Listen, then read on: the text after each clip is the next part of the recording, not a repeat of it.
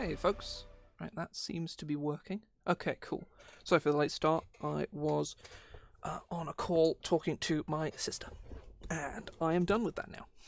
So hence why I am here. Right, let me grab some music. That's the thing that I haven't done. It's inevitably one thing. Every time I stream, I forget exactly one thing that I haven't done. Oh, and I also have the wrong audio. But that's usually the one thing. Turns out it's two things today. Sound seems to be fine. Usually, because I haven't streamed in a while, so I've been unreasonably busy recently. Usually the sound fucks up, but it hasn't today, so that's nice. I'm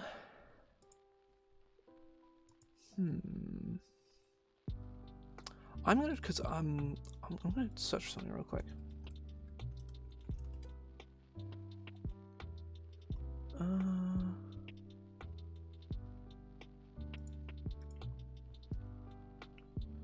No, I don't think I have it.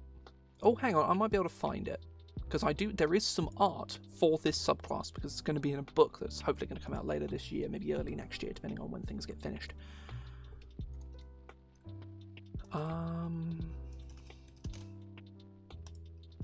Is there an art folder? No, I don't have access to it. And I can't go digging through DMs to go find it, so rip. But there is some very nice art done by AJ for this subclass, but I do not have it on me, and AJ is not around right now, so...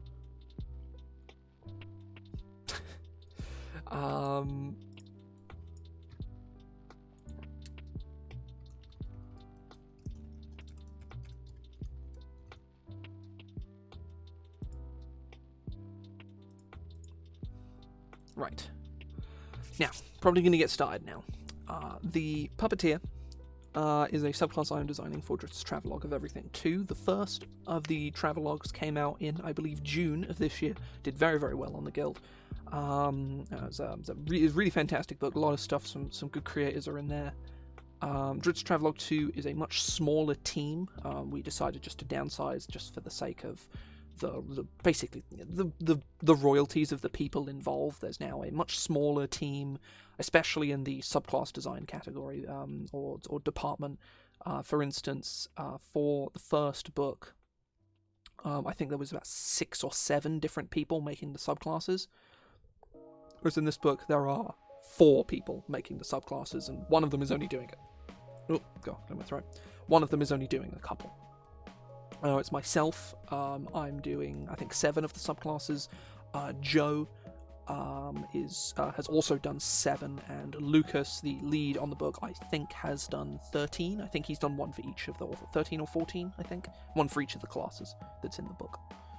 We've got a new class coming in the book as well. I can't really talk about that too much. I want to let Lucas do that. I don't want to reveal too much, but it is going to be a big, Tasha's or Xanathar's style book. Little smaller, maybe like 100 pages or so, but with, if you... do I have Tasha's in my pile near the top here? No, I don't. I'm not going to go digging around for it. But if you take Tasha's has about 180 pages. This is going to be like about 100 pages, mostly of class options. Lots of cool stuff.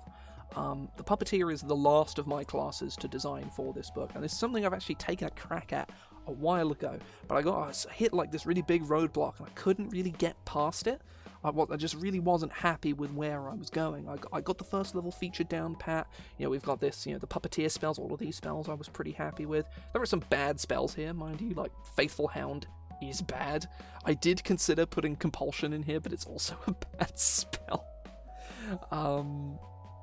I am tempted to put it in here, but we've got Phantoms, we've got Tiny Servant, we've got some fun spells. Command is good as well, and Artificers don't get it, so... and their core feature is Puppetcraft. My main point of inspiration for the Puppeteer is those little Karakuri puppets. They're like a Japanese Puppetcraft, where they quite a few of them have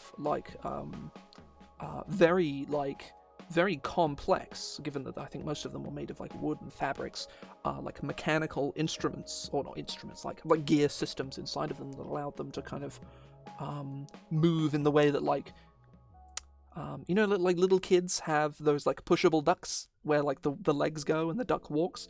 It's kind of like that, though a little more robust. And I wanted to make magical, you know, Artificer subclass can make magical ones of those, like little Karakuri puppets. I'm not 100% sure on like specifically calling them Karakuri puppets, because, you know, I don't want to like super hard lean onto like Japanese culture for like that's the inspiration, but I don't want to just like hard go for it. So I'm probably going to talk to some people about whether I should call them that or not. I'm not, you know. But just for reference, this is the thing that I'm talking about. And to my understanding, under the cloth there is little gears that allow it to walk around. There's also like the sort of the sub inspiration or the sort of like my knowledge. So if we start with my knowledge is here, right? Oh fuck! Hang on. Is it not mirrored again? God damn it! This is every time. I have to unmirror the fucking thing. Why does it not never remember my fucking preferences? God damn it! Every fucking time. Gotta go into configure videos. Gotta go down 2 fucking menus. I roll the camera. Apply. Stay applied, please. Thank you. Right. So if I point left. So if we take sort of my knowledge, and we take like the Karakuri puppets, the link between these two is the Fire Emblem Fates games with I forget what the Red Nation is called. I don't remember what it's called. Begins with an H, I think. But they're a Puppeteer subclass. They like ride little like mechanical dog creatures, and they throw explosive puppets at you. That was what I wanted to emulate. Because I think that archetype is really cool, and if there's going to be any class that summons a bunch of little guys, it's going to be Artificer that summons a bunch of little guys. I mean, come on. So I'm going to actually copy the text that I had for the Puppetcraft ability. It's pretty extensive.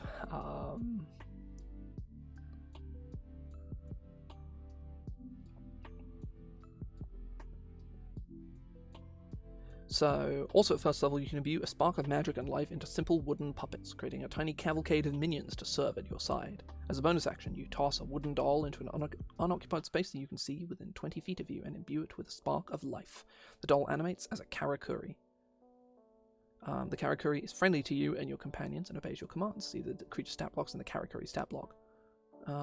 You determine the Karakuri's appearance. Some Karakuri are simple wooden puppets powered by pulleys and strings, while others are borderline humanoid in appearance, carved with intricate faces. In combat, I missed a K. Oh, yeah. Shares your initiative count, but takes... Oh, that must be copied from somewhere. Its turns. But takes its turn, singular, immediately after yours, in whichever order you... It's a summon ability. Like all the summon abilities work like this now. The only action it takes on a turn is the dodge action, unless you take a bonus action on your turn to command one or more of your Karakuri.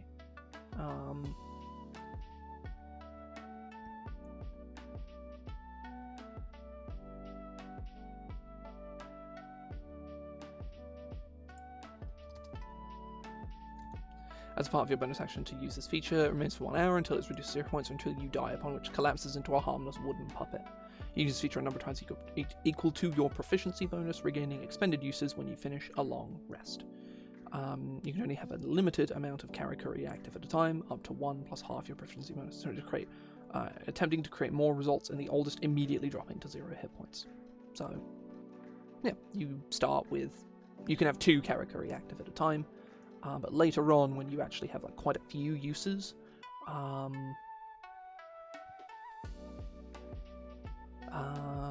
yeah, that is sort of the vibe here that we've got.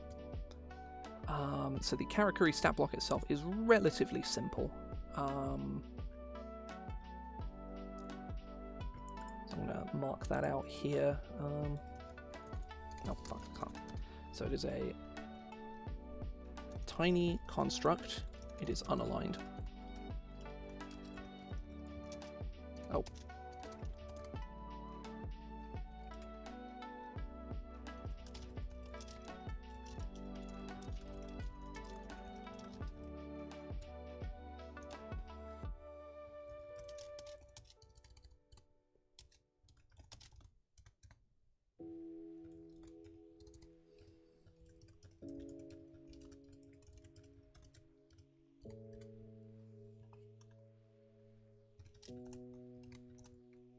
It should probably be a 7.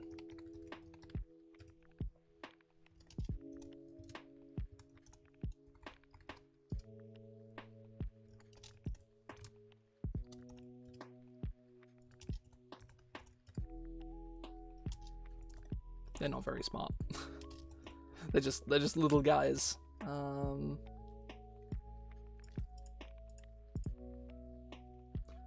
I can copy these from here.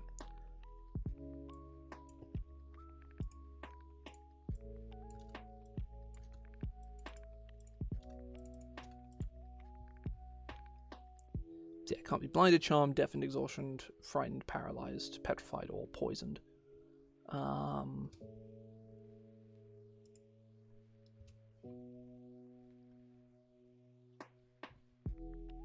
It is susceptible to anti-magic.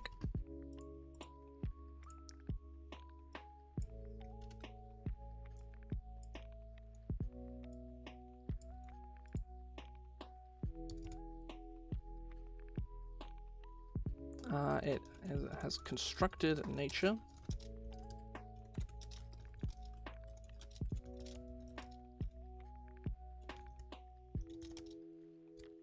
Is it air? Is it just air, food, or drink? I feel like I'm missing something here.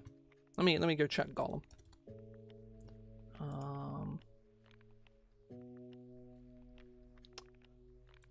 Oh, you're looking at Golem. Yeah, that is the book I put out just last week, I want to say, as a new 5e constructs.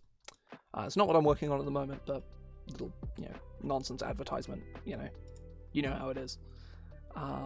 Air, food, drink, or sleep. That's the one I was missing. Oh shit! I put a full stop instead of a comma. There we go. And they also have.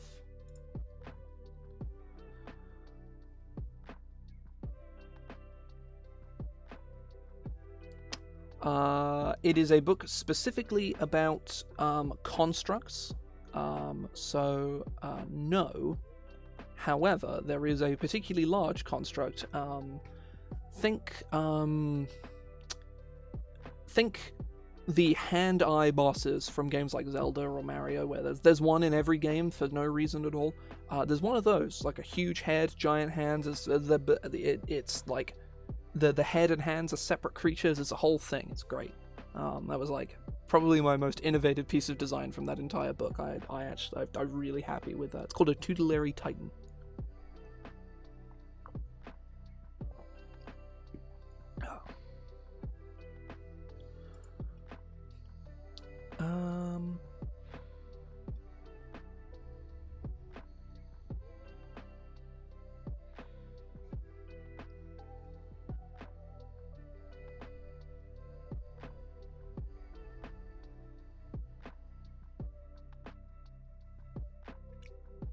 Oh, it has false appearance as well.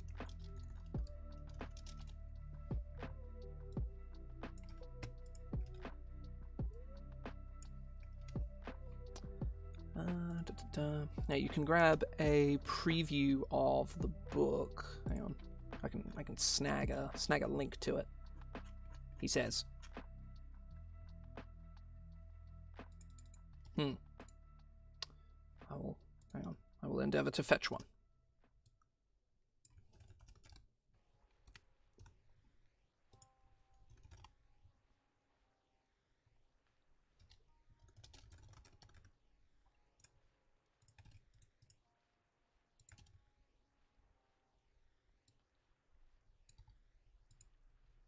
There we are.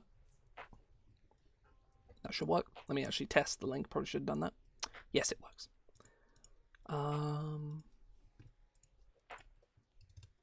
Normal wooden puppet. Actions as a slam attack. Melee. Oh, too many E's. Weapon attack.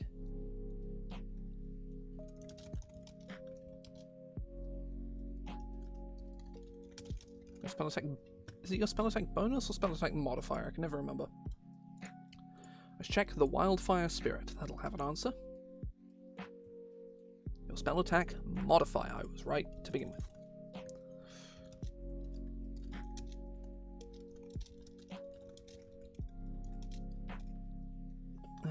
much damage are we doing here?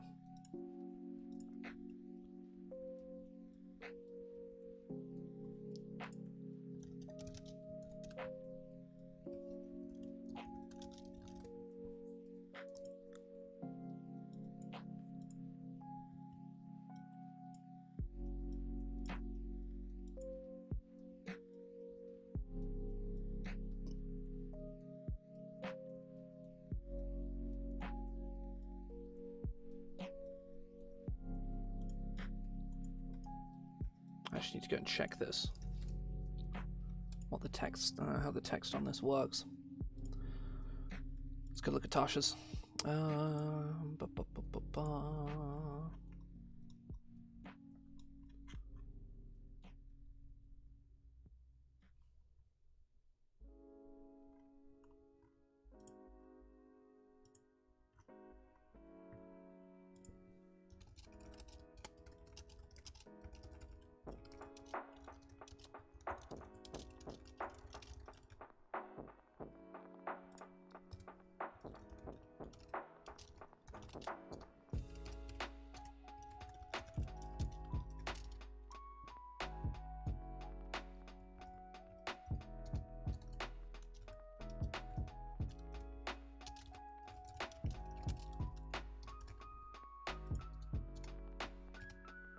There we go. That is that. Plus PB force. Yeah, 1d4 plus proficiency bonus force damage. That is what we want. That's what we want to see.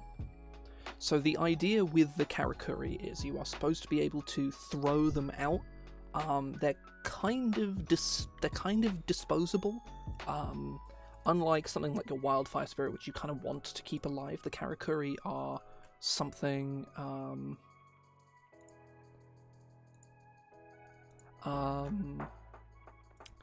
it's sort of the idea that you would want to throw out Karakuri basically every turn. If anything, I kind of want to like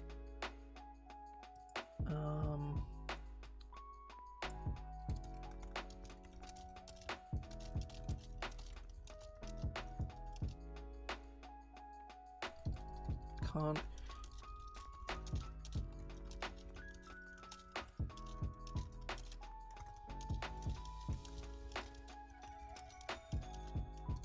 There we go. So you can spend spell slots to use it. That seems sensible. Being able to like an extra use for your spell slots, like oh I need Karakuri, like right now I need the little guys.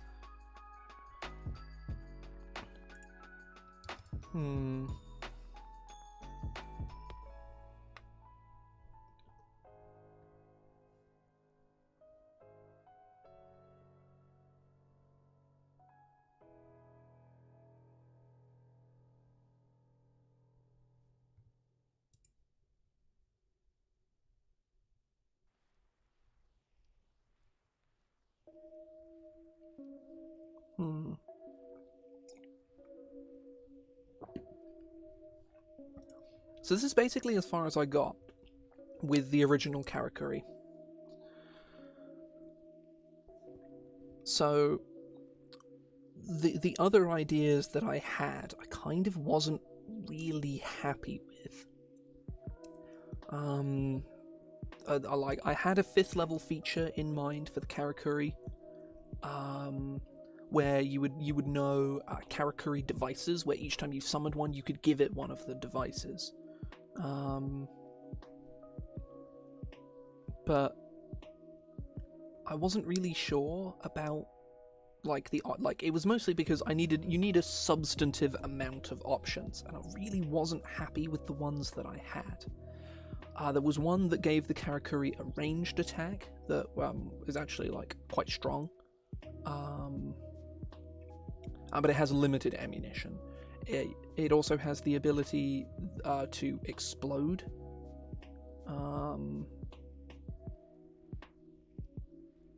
And then there's also one that gives it bonuses to stealth. But I wasn't really sure about any of them.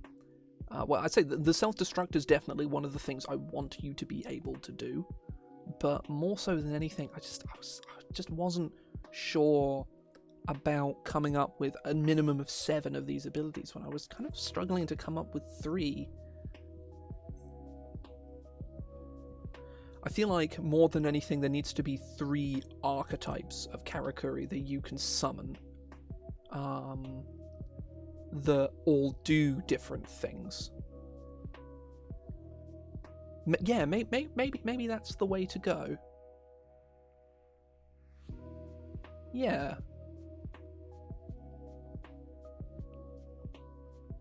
Let's try that. Let's try that. So we're going to go the 2nd level or the 5th level feature. It doesn't have a name yet.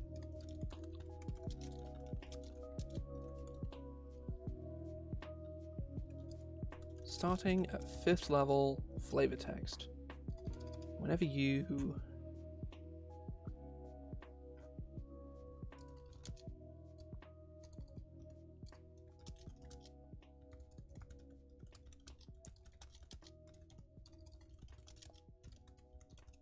use your Puppetcraft feature to animate a Karakuri,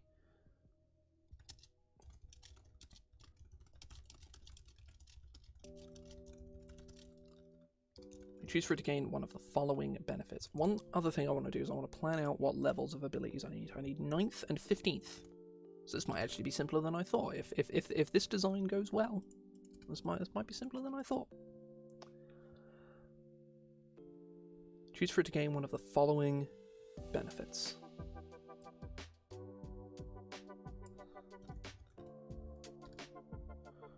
I guess I'll hang on. Let's look at Summon Beast.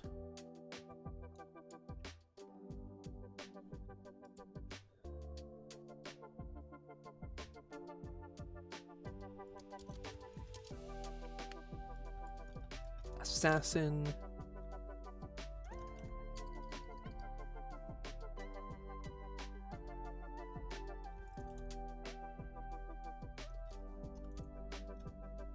Assassin, Pyrotechnic.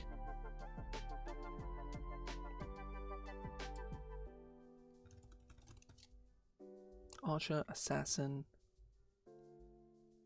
or Pyrotechnic.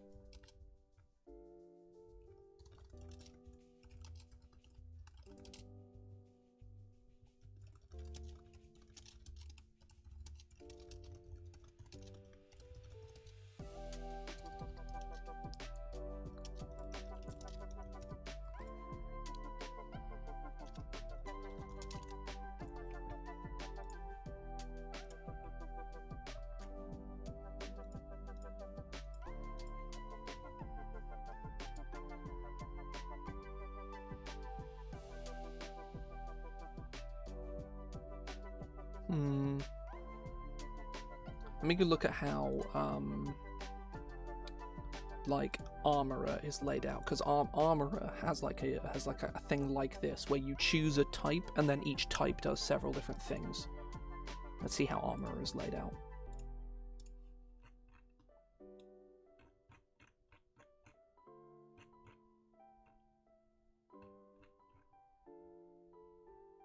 Okay, right. Archer.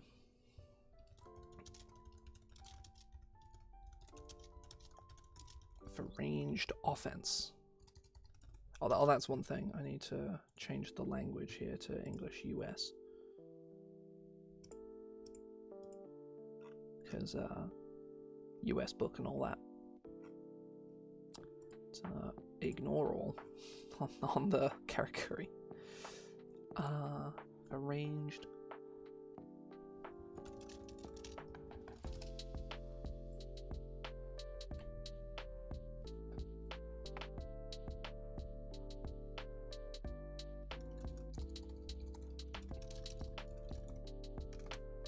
And then it has a hanging indent. Okay, right, that makes sense.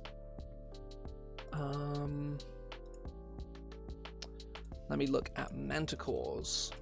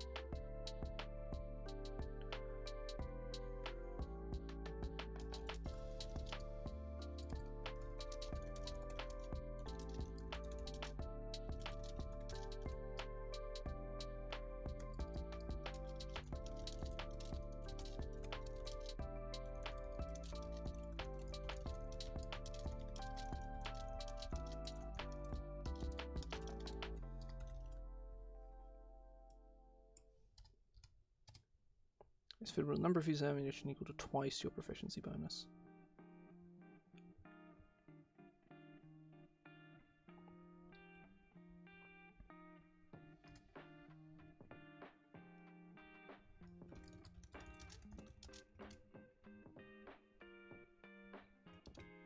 Karakuri shot.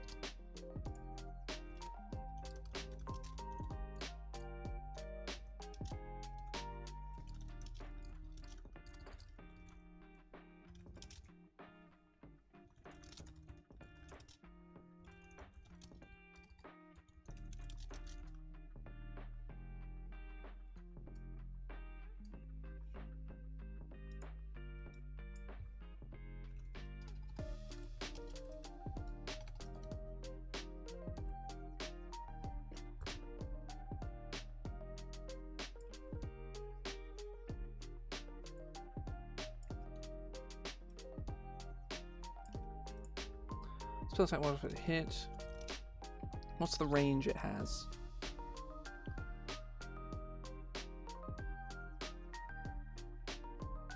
.2060.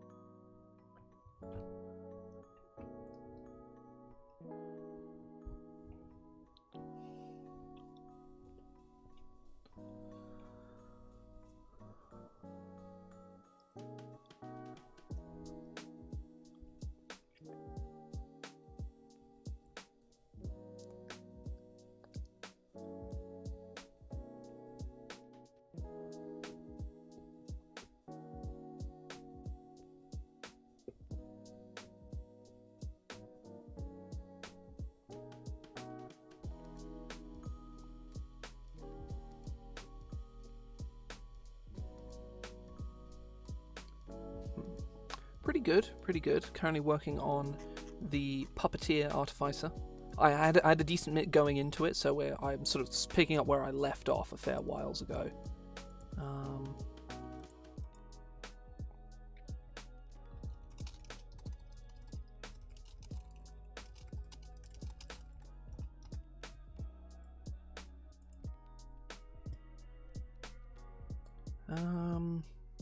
I could theoretically stick all of this in the main stat block, but I don't want to gunk it up.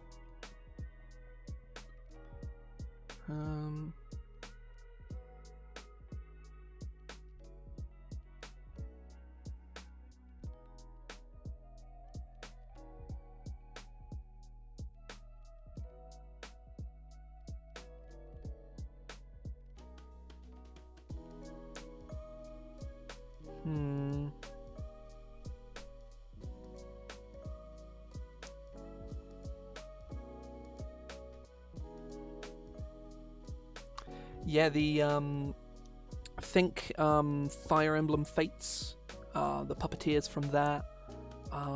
That's kind of the vibe.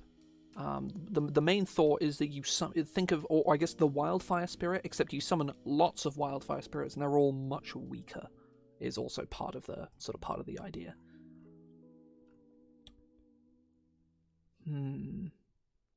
I might try putting all of these abilities in the actual stat block and see how they look.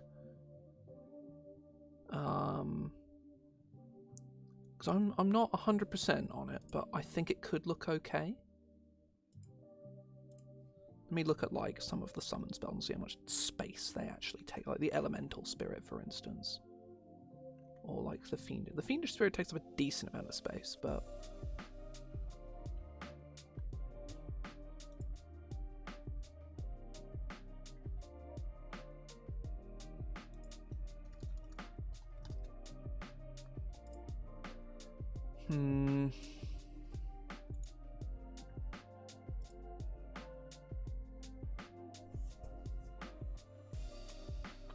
And for now, I'll stick with what I'm doing.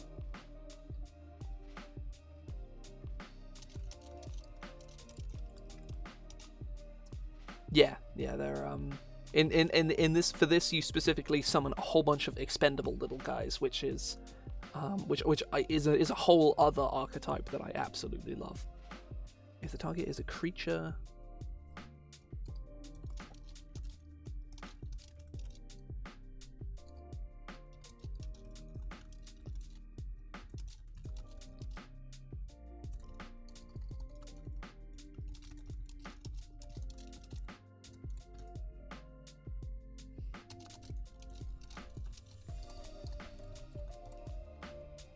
I kind of like that. It has like a, it's like a, slam round almost.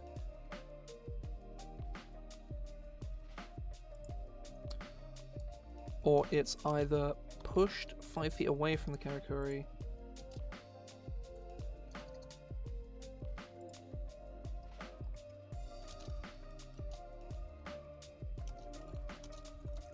Okay, that I sort of yank him around a bit.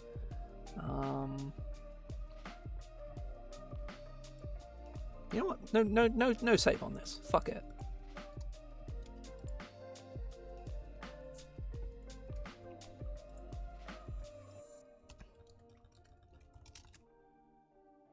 Oh yeah, this is exactly that.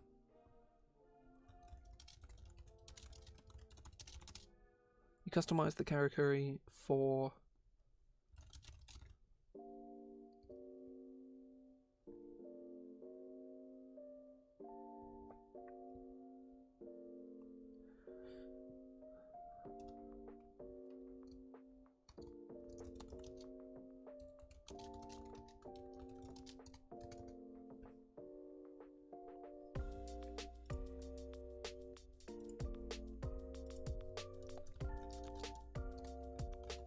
yeah.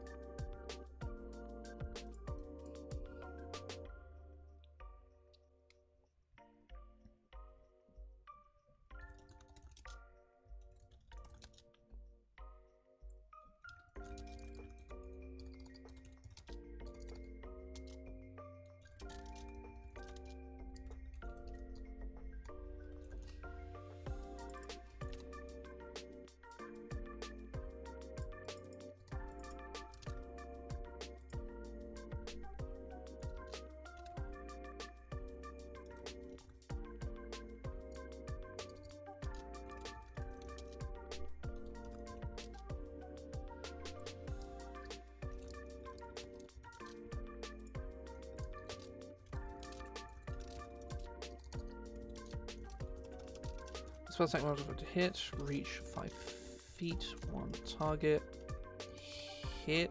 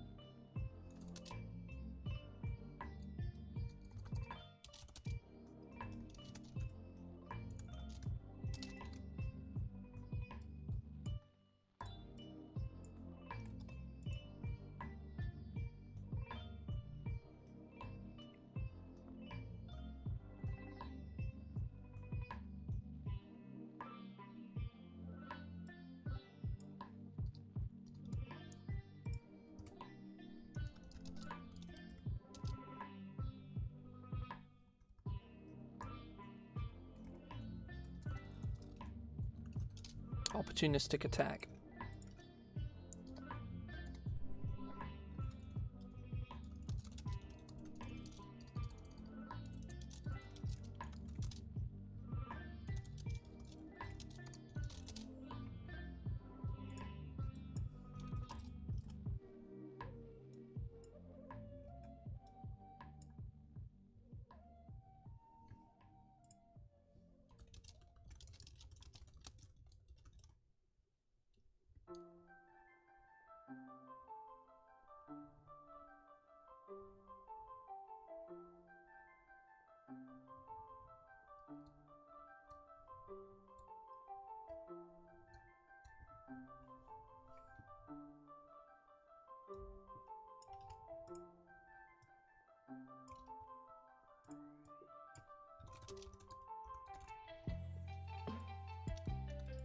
Character who can deal an extra.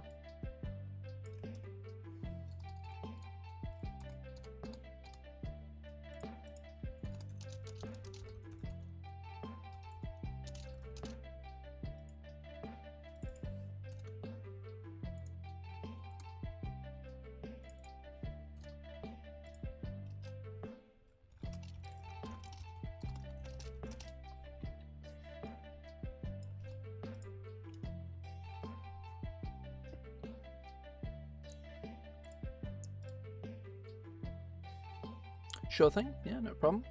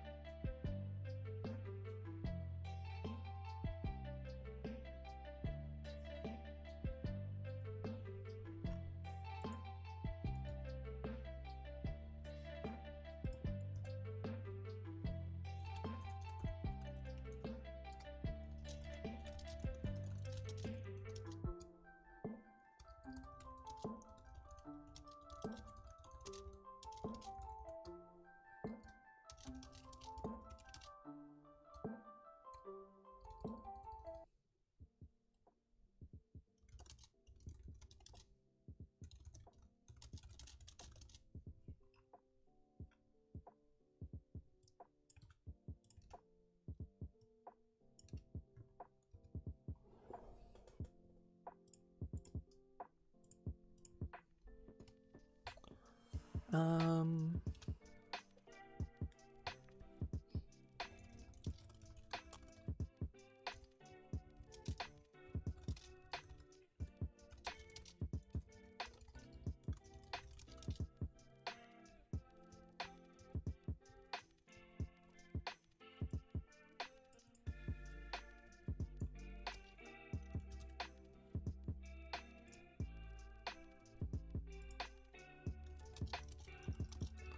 resistance to fire and thunder damage.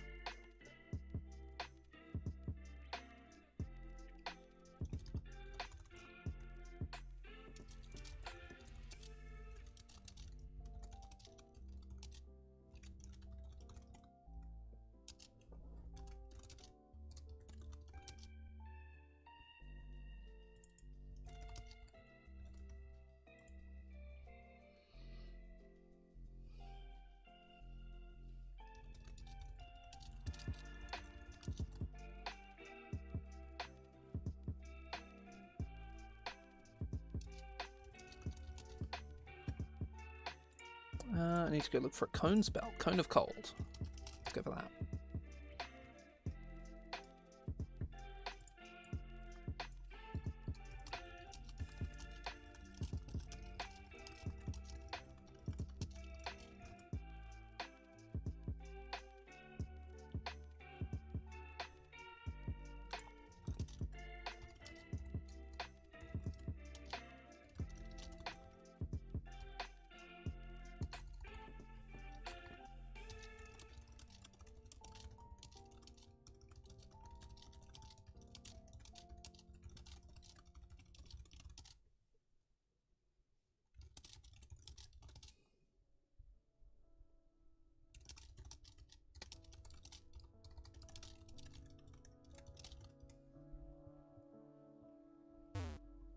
Thank you very much for the follow.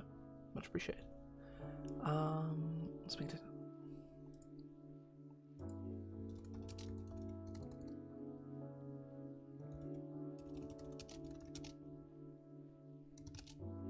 That's half your artifacts level on the offensive, or half the successful one. I guess how much damage is that? I'm gonna need to bust out XL for this. Give me just a minute.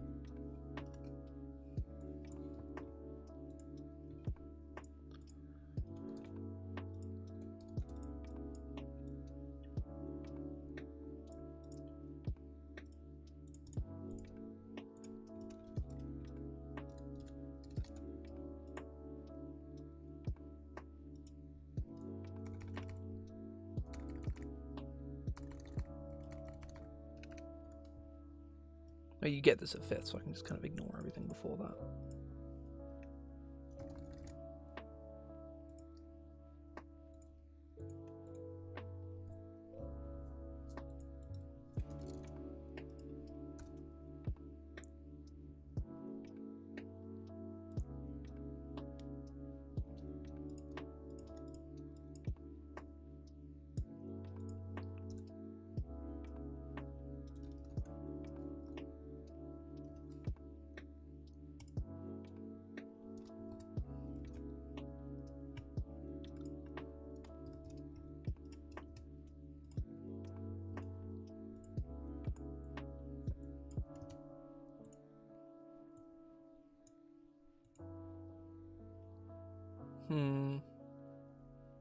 This is actually, it actually ramps out to be quite a lot of damage.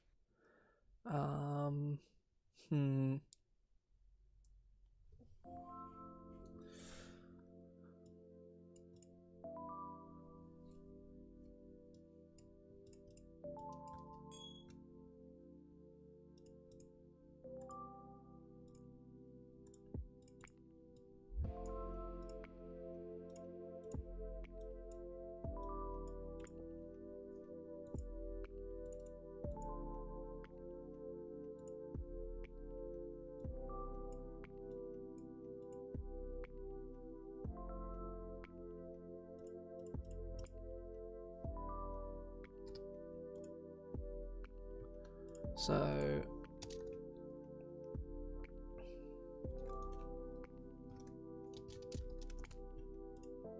level over 2 plus PB is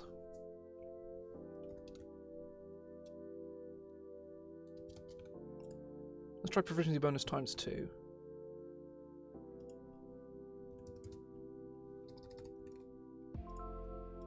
Let's try that.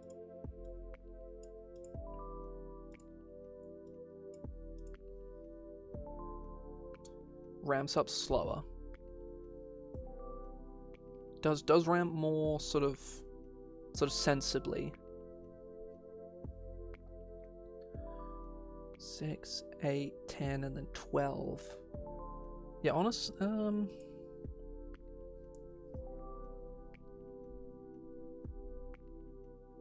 you can have multiple of these things at a time. It can do this every turn.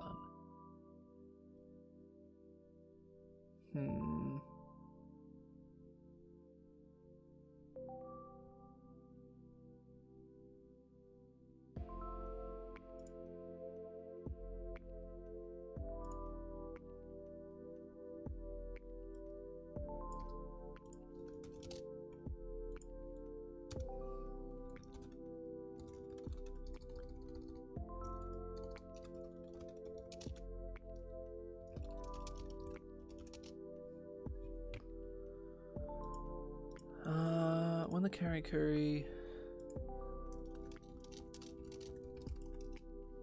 Yeah, let me go look at Magmin.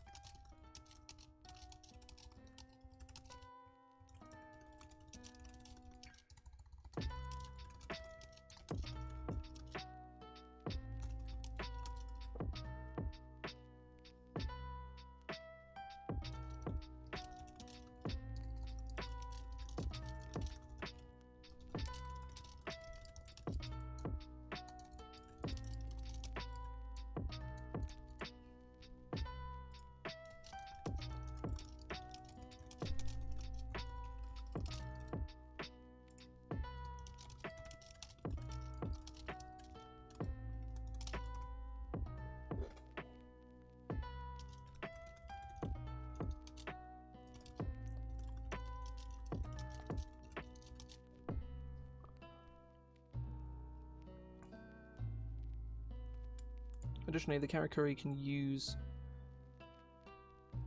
an action to drop.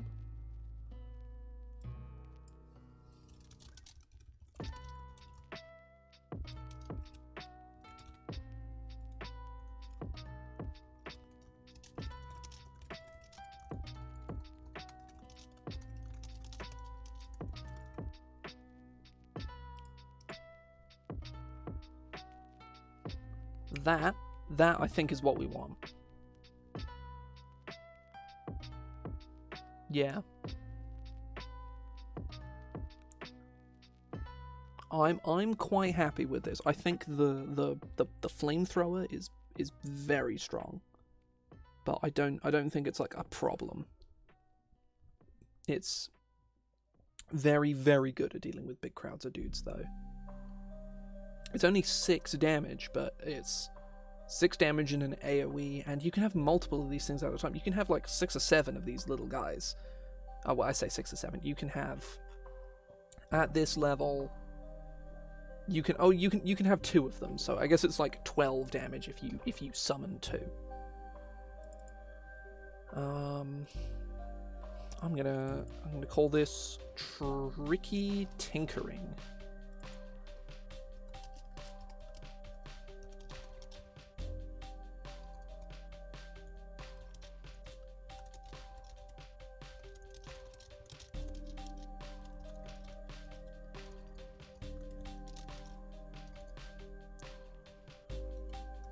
All kinds of dangerous tricks and gadgets. Whenever you use your Puppetcraft Feaster to animate a Karakuri, choose a type: Archer, Assassin, or Pyrotechnic. Your choice determines certain traits and actions the Karakuri's stat block as, or added to the Karakuri's stat block as described below.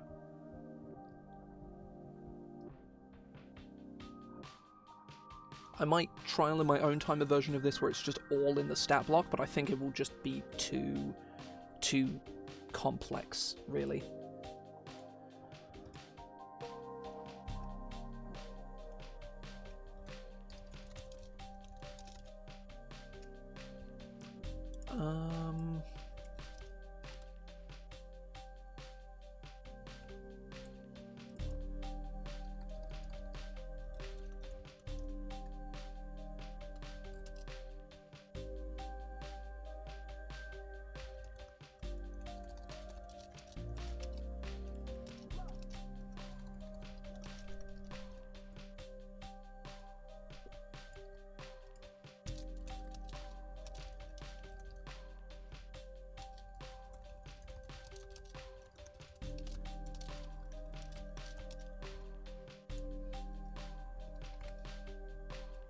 Actually, no, we'll just have it. So they all have 3 abilities. Yeah, I think that's pretty cool. I'm quite happy with that.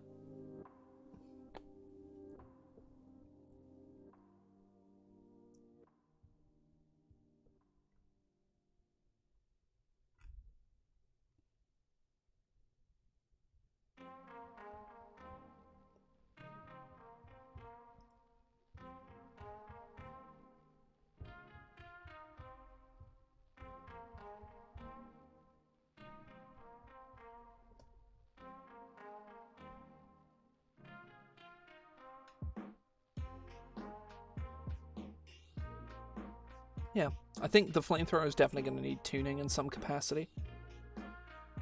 But I'm relatively happy with this, I think. Now, I want to look at how the other Artificers scale. Well, the good ones, so not Alchemist.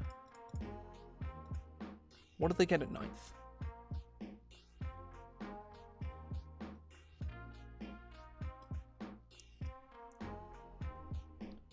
You get armor modifications for Armorer. Arcane Jolt.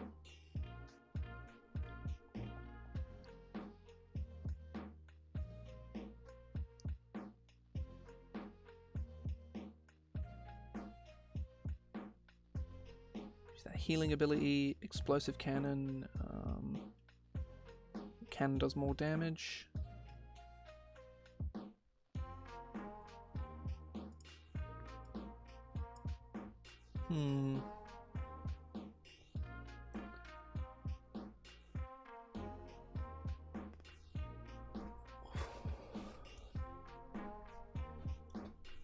the capstones for Artificer, yeah, all of the Artificer capstones or subclass capstones seem to be, hey, all of your abilities get better, or in some way. So I'm definitely going to maintain that, because I think that's always a good thing. Like, your capstone isn't super flashy; it's just generically really good in that all of your abilities get much stronger.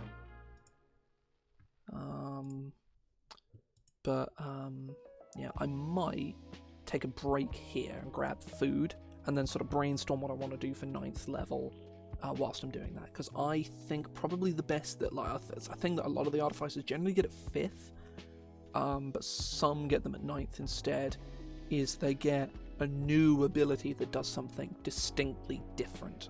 It sometimes works with, I look at like Battlesmith, I look at Arcane Jolt. You do, you know, when you hit someone with a magic weapon attack, or your Steel Defender hits someone, you can make the target take more damage, or you can heal someone. That's cool. At 5th level, Artillerist gets the Arcane Firearm, so you can use the spellcasting focus and do extra damage with your spells. The Armorer doesn't really get it. They get armor modifications, which is not really that, but let's see what, I mean, I guess we can see what Alchemists get. It's probably shit, because it is Alchemist. Alchemist is bad.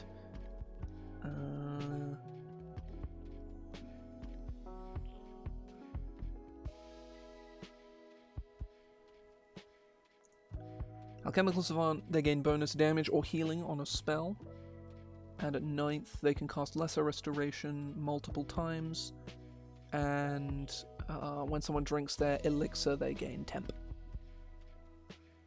That's not actually that bad, all things considered. I'm talking about Alchemist like it's like cartoonishly terrible, but it's not. It's just not that good. But yeah, I'm going to take a break here because I'm kind of hungry. When I get back, we're going to carry on. And we probably don't have that much left to do. It's probably going to end up being quite a short stream. But ultimately, like, I have been so fucking busy lately. Like, I came back from like a month of not having had a chance to stream and was like, okay, I'm back now. And then, yeah, no, I thought I was going to be less busy. No, I'm just as, if not more busy than I was before. Am I less? No, I am less. Admittedly, I was on holiday last week? God, was I on holiday last week? Fuck, I genuinely don't actually remember. Oh god, I think it was last week, right?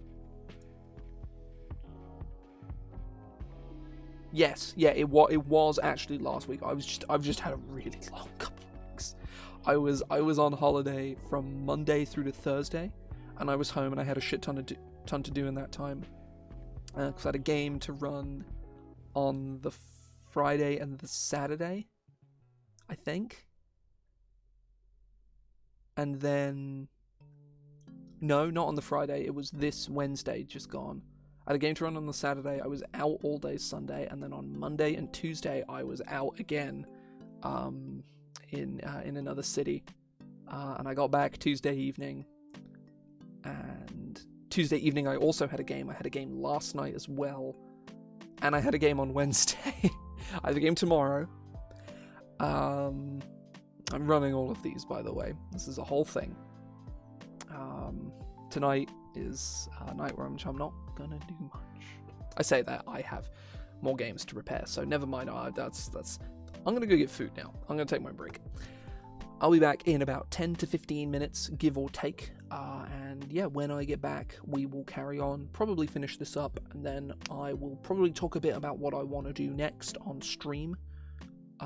Because hopefully soon I'll be able to get back to streaming on a more regular basis, and I can start doing work on the books I want to write whilst I'm doing that. That is a big thing that I want to make sure I get done. But as of right recently, I've just been taking things one day at a time, because good God, so much to do.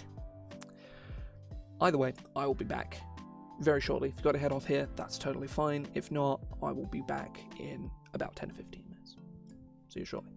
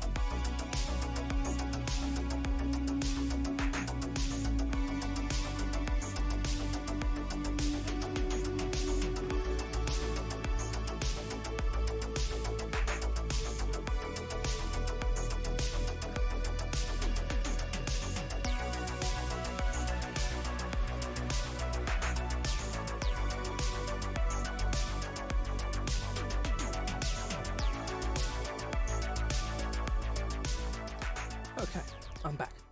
Right, let us carry on. Oh, it might be a little loud.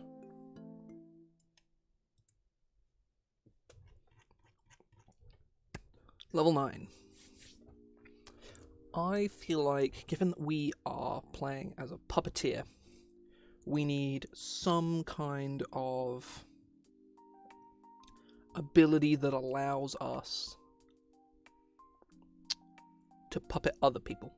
That feels very necessary.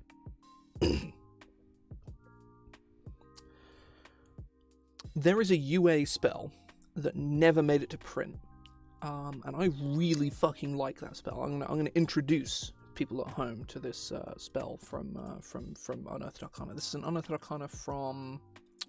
Ooh, I'm not even sure.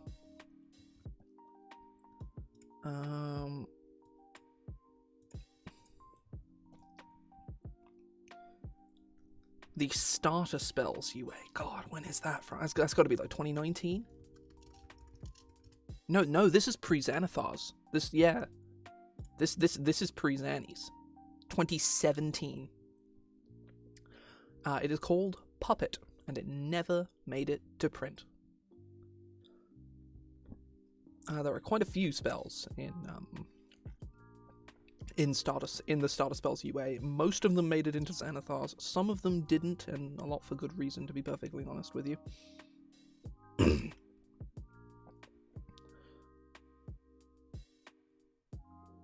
Oh wow! I've never seen that. There's a healing elixir spell which makes a potion of healing that lasts for 24 hours. Oh, that's great.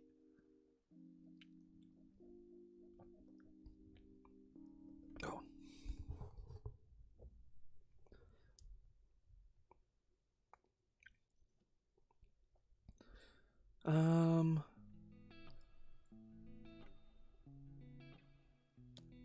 Oh, that's another one though.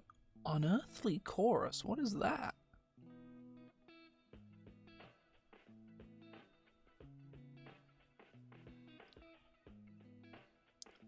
Okay. It's not as interesting as I first thought, but even so. Puppet is a very cool spell. It is a first level spell that was meant to be for bards, warlocks, and wizards. You pick a humanoid and they make a constitution saving throw. On a failed save, they must move their speed in a direction you choose, and you can cause them to drop whatever it is holding. I want to adapt something like this spell. Put it in here.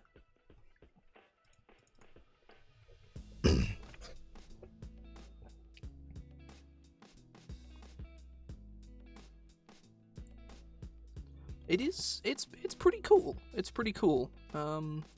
I think it's obviously held back by the fact that it's humanoids only. But I think that something like that could have very easily been ironed out after the UA. I honestly, I really like it. I like spells like this. I like spells that play around with movement, because it's super undervalued in 5e. Just the simple, like, value of locking someone down or pushing them around in an enclosed space, or even in an open space, and just putting them into position to be hit by someone else is huge.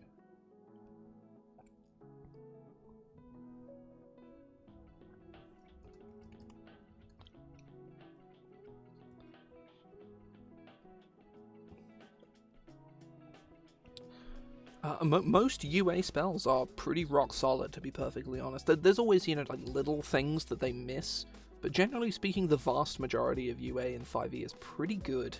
They,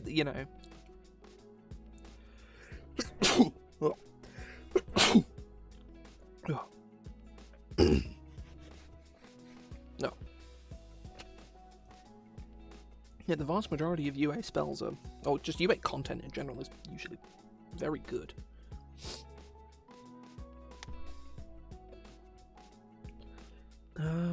I'll come up with a name later.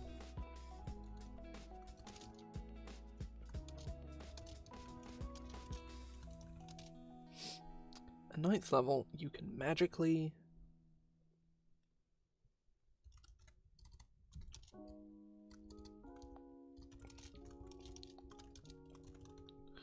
At 9th level, you can magically take control. You can...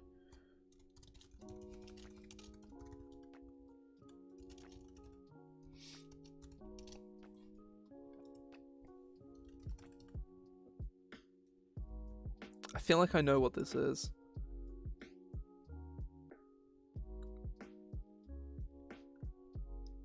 No, it doesn't do what I think it does.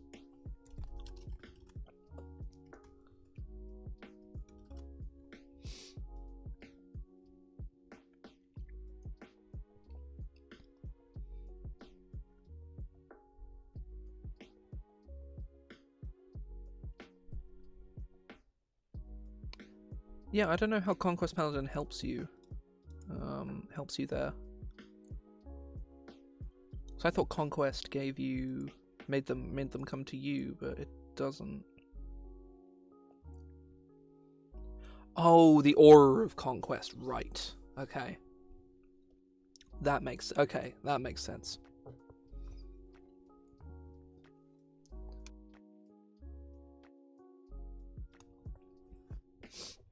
Oh.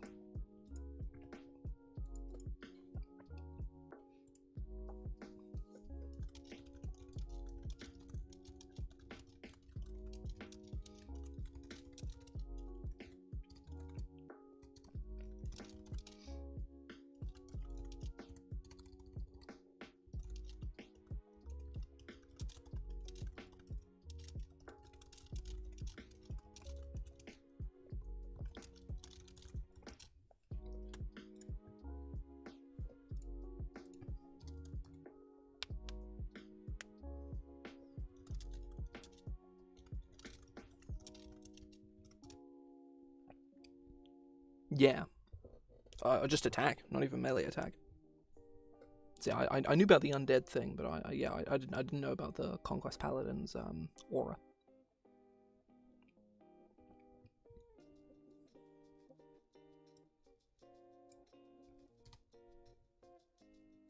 Yeah, you have Form of Dread on. And, like, Warlock Paladin is just really fucking good anyway, right? So...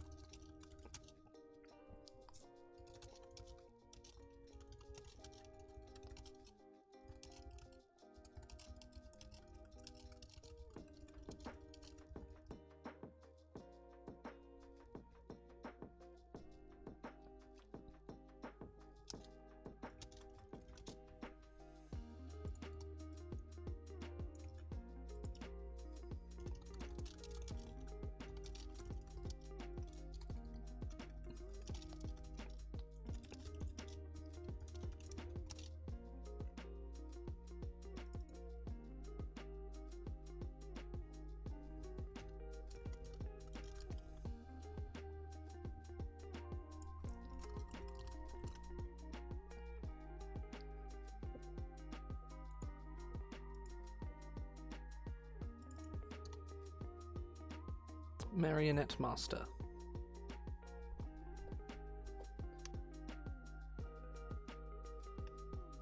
Yeah, it's a warlock thing, so it's got to work with E-Blast, right? You can go full Blaster Lock and Spirit Guardians, same range as your aura. Because Paladins get Spirit Guardians as well. Or just Hex, really. You could either go melee, or you could, I reckon... Ooh, you could... Ooh, no, you can't really Force Lance, but, well... I mean, you could still do the Force Lance thing, just without the forcing part. take Polar Master and Warcaster and use a lance. So someone comes within range.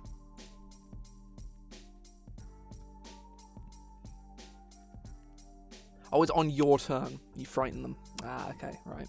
I still want to play a Force Lance character, because, man, they're so fucking cool.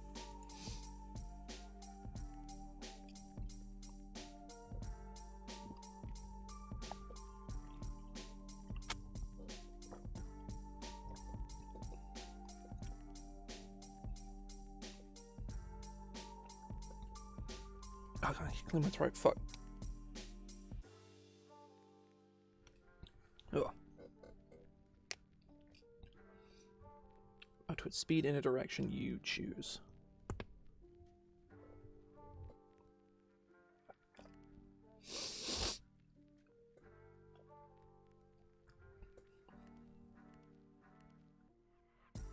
Oh yeah, I'm desperate to play a Force Lance character at some point, but it's like the objectively the best way to build it is to be a Hexblade, and I think that's just kind of wank, because every Warlock is a Hexblade, and it's just but it's so busted.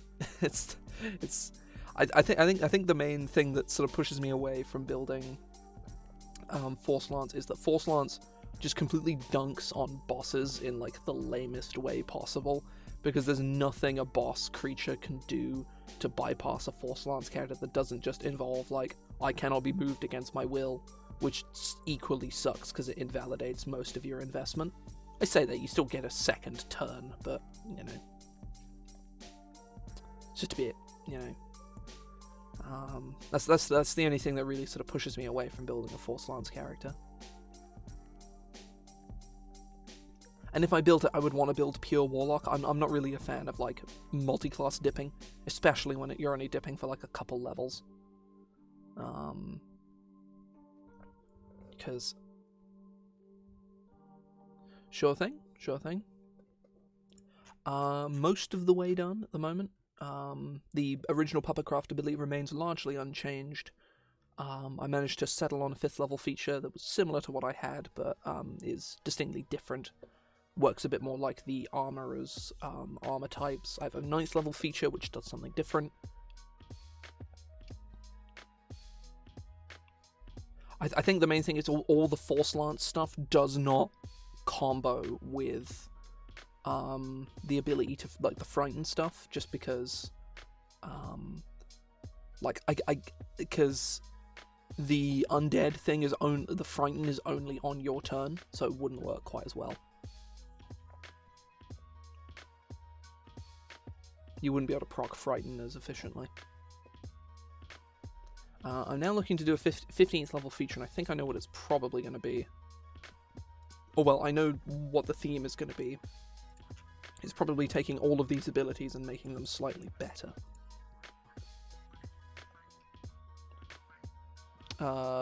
Yeah, as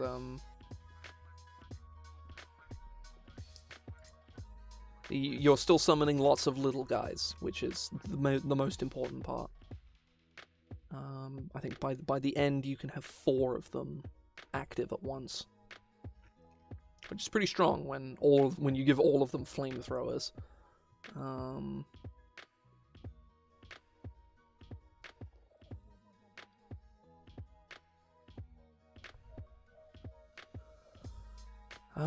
Right, what was I gonna do? I was gonna...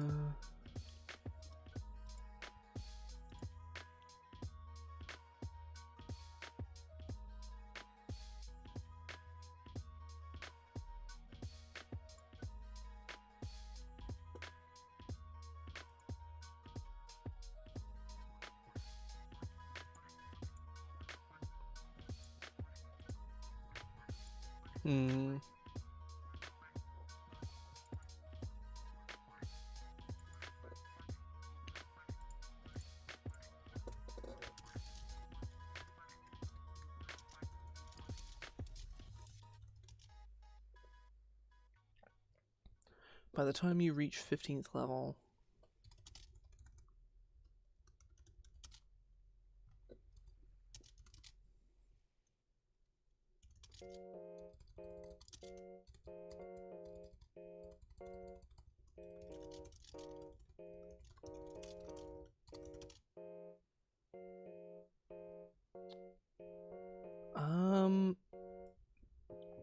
I'm not familiar.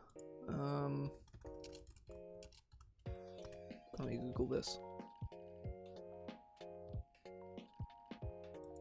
Ninja Puppet.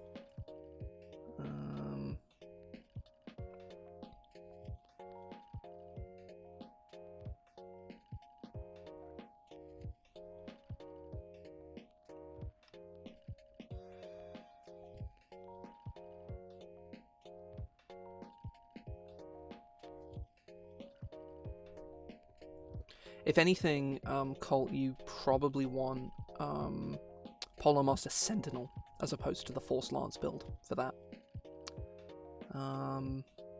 Though Warcaster is still good because no, actually still get Warcaster because it does still give you a second turn.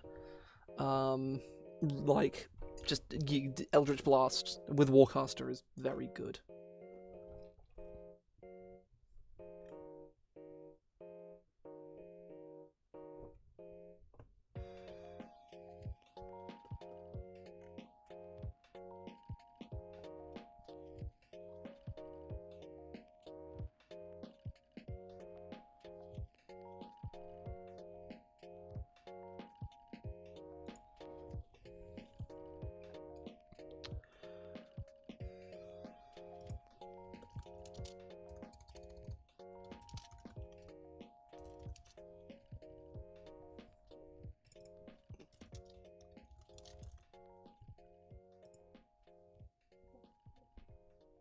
Let me look at the Artificer again. Oh, there's capstones.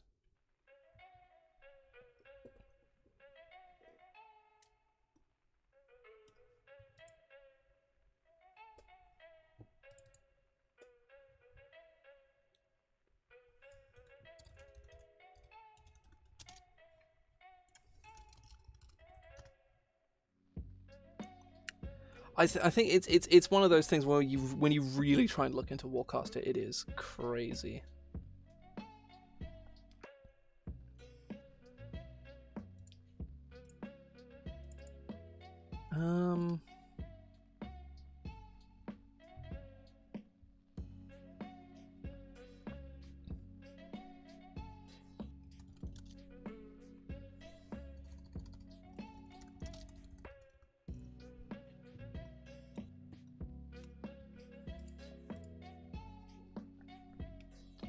But deadly practice.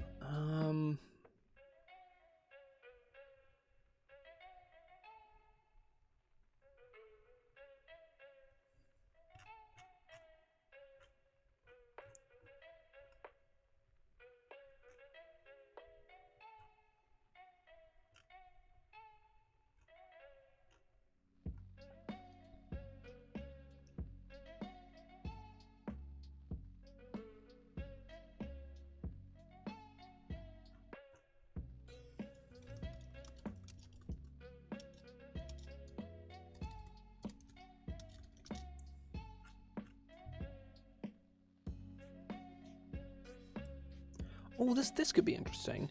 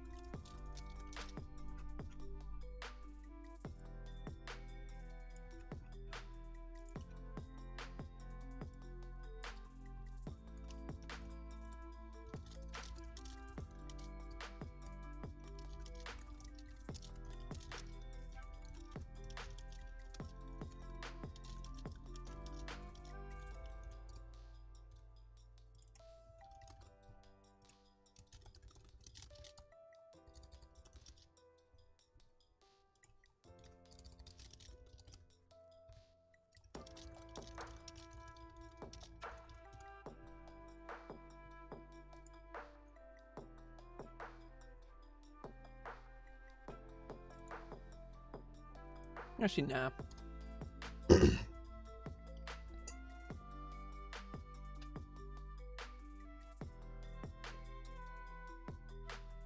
That's a really simple ability, but it gives all of your puppets much more versatility. I don't know if it's all that interesting though. I feel like you need like a second thing here. This needs to be one of two things.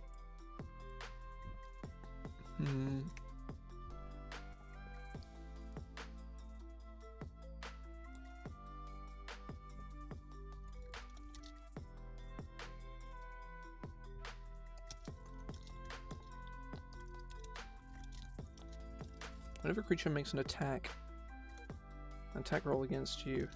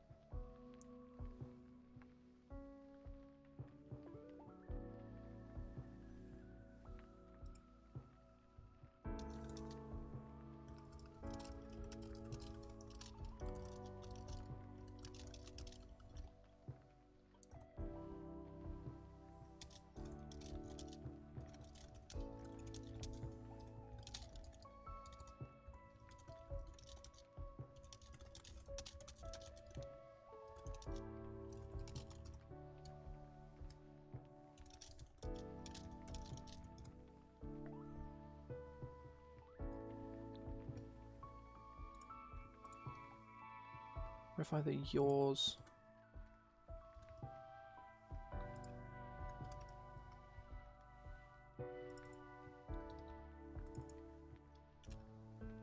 No. The implication is that you make them during a long rest. Like a lot of the Artificer stuff, it is hand waved. Plus they're wooden, so they're just little guys. You animate one as a bonus action. You can do it a number of times equal to your proficiency bonus, or you can spend spell slots to do it more.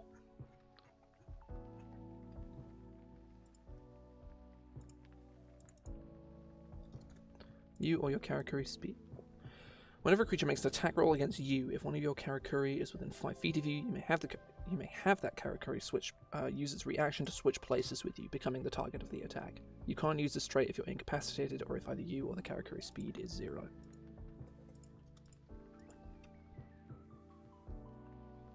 That I like. It allows the Karakuri to like tank for you. Like when you're at this higher level where like the Karakuri are gonna get beansed in a single hit, but so you, because you're Artificers are not tanky. They get shield, I guess, so there is that. When a creature would hit you with an attack roll, whenever you would be hit with an attack roll. And there's a thing for this.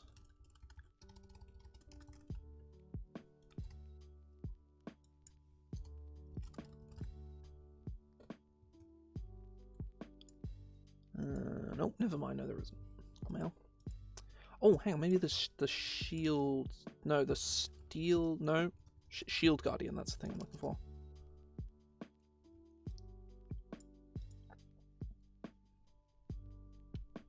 Nope, never mind.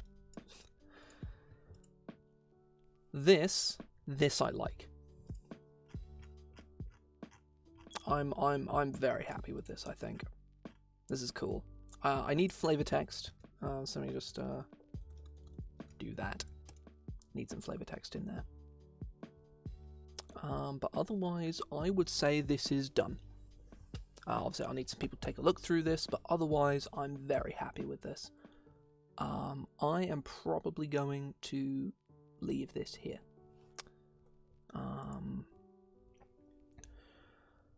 So this is the last subclass I need to do right now. But I do still have some other bits that I want to do. I have another book I want to release after Golem. I want to do a book on plants, and I do have some ideas for that. Some of it I'm going to do on stream, some of it I'm not. I'm not sure when I'm going to get started on that. It's going to be really as soon as possible, I think, just because I want to get things underway again. But yeah, streams, hopefully, fingers crossed, will go back to being semi-regular, or back to normal, hopefully, soon. I should be about on Monday. Nothing currently is in the way of that, though priorities may take over depending on what's going on. On next Friday should also be okay. Wednesday probably fine too. Just a case of making sure. Hang on, actually, I may have a game next Friday. That's a point. Do I have a game next Friday?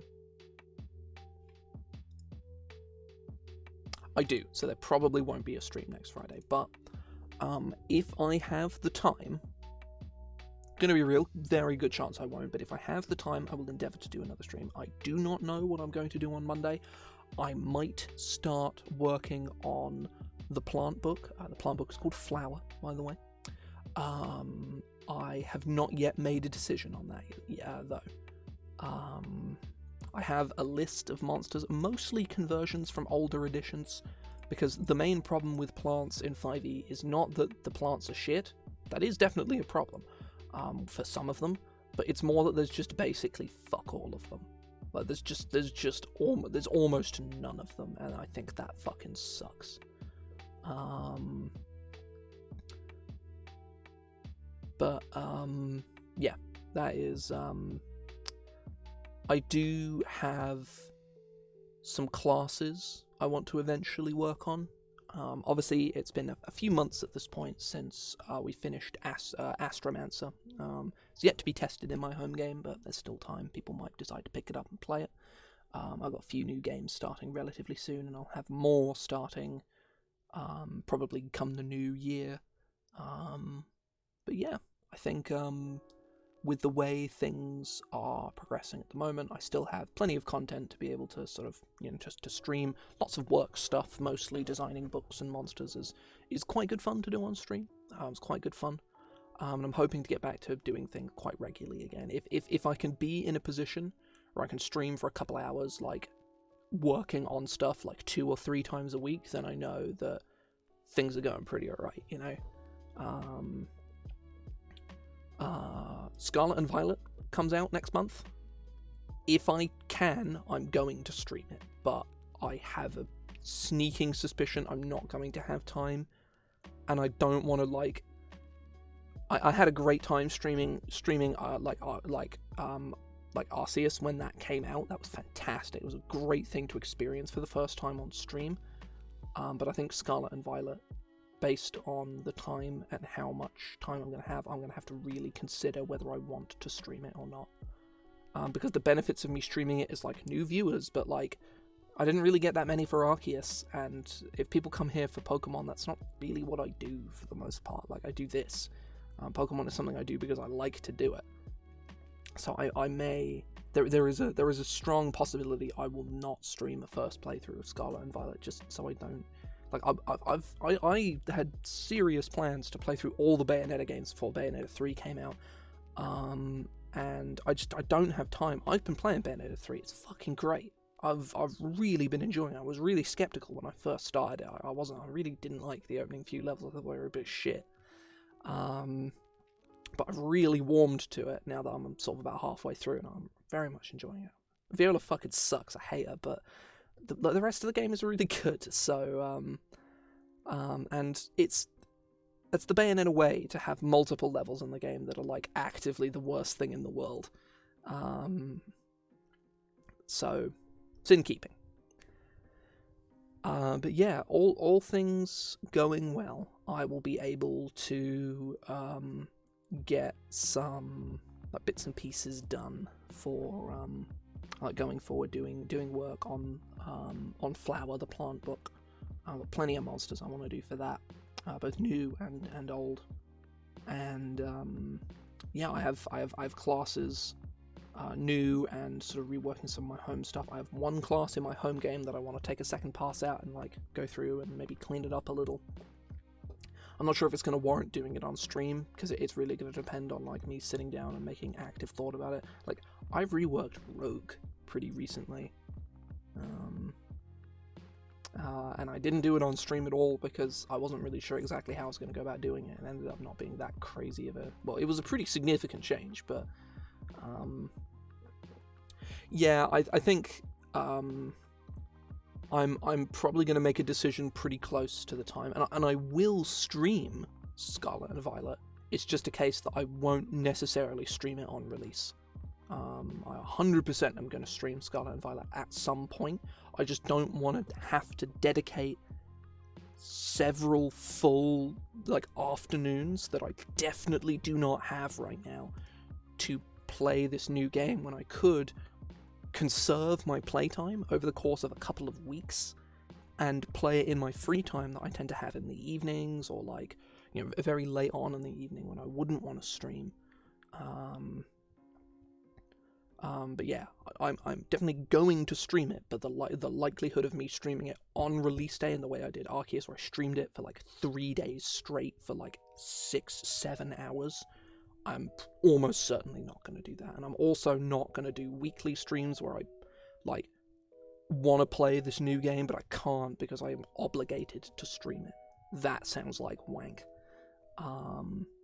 Obviously I might not want to replay a game I just finished like immediately after it comes out, and who knows, if it's fucking shit, I ain't gonna play it again, not anytime soon.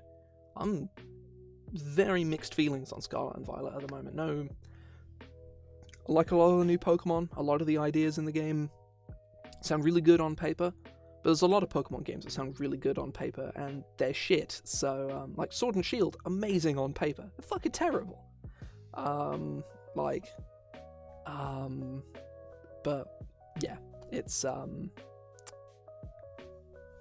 either way, hopefully all things going well, I'll be able to get sort of a bit more of a regular schedule going on at the moment. I've got like a lot of games going on. I have a lot of like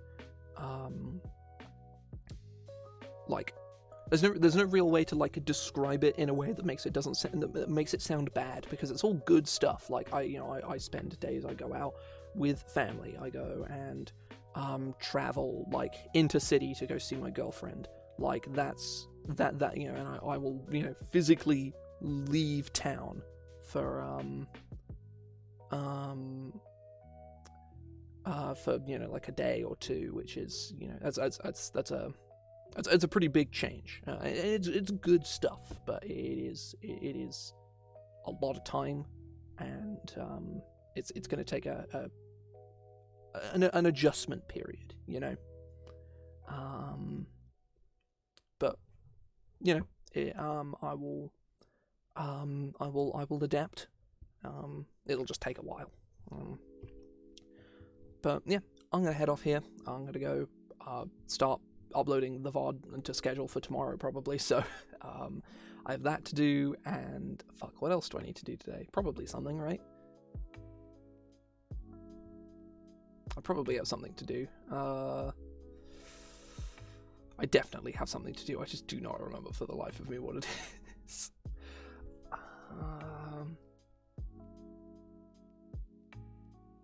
Fuck it, I'll work it out. I'm not going to think about it now. Either way, thanks folks for sticking around. I should be back on Monday doing something. Probably starting work on Flower. Maybe something else. I honestly don't know. For reference, it's 7 p.m. But thank you very much. I will hopefully see people again on Monday. See ya.